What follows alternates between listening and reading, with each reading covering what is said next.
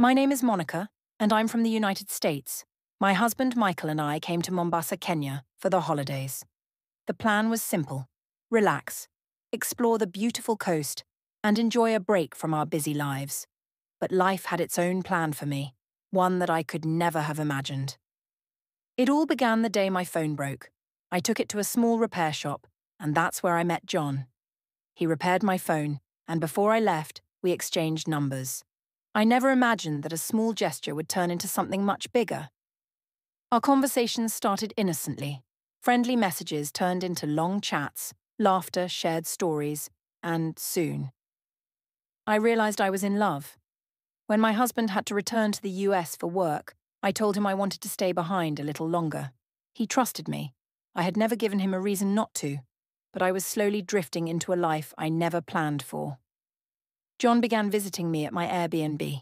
He confided that his job wasn't bringing in enough money, that some days he had no customers.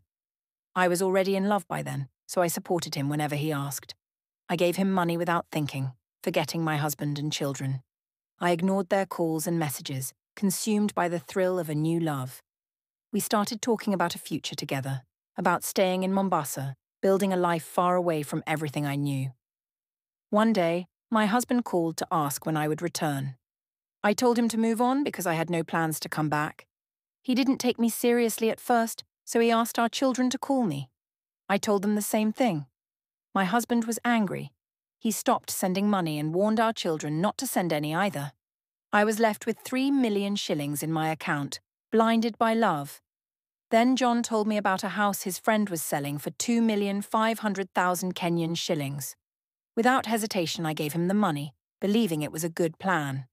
John said he would handle the procedures, and I trusted him completely. But when the documents came, the name on the house wasn't mine. It was John's. By then, most of my money was gone, spent not only on the house but also on food and outings. We moved into the house thinking it was the start of our new life, but one afternoon my husband called again. I told him I had moved on, that I had someone else. My children confirmed that their father had also found companionship. I thought it was no longer a big issue, but deep down I was beginning to feel the cost of my choices. The reality hit harder when John received strange calls in his language. I assumed it was family, but he had never introduced me to them. One day, I took his phone and discovered messages from a woman saying she would visit Mombasa with children. My heart sank. He had never mentioned a wife or kids. When the woman arrived with the children, John introduced me as his sister. The shock and humiliation were unbearable. We all continued living in the same house, but John would sneak out to sleep with his wife. She even claimed she felt more comfortable sleeping in his sister's room. Slowly, I realized the wife must have been part of the plan to rob me from the start.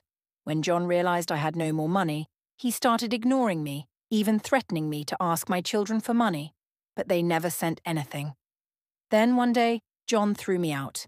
He told me his wife was irritated by my presence. I reminded him that he had introduced me as his sister, but he just stared and said, "Look at me. At my age, do you think I'm not married? You left your husband for me. You betrayed him. You have children with him. And now you think you won't betray me too?" He slapped me, while his wife laughed and the children seemed to celebrate. I went to report him to the authorities, but John had all the evidence. The house documents had only his name, not mine. I lost everything to John. My husband had moved on. My children had turned away. I was left with nothing.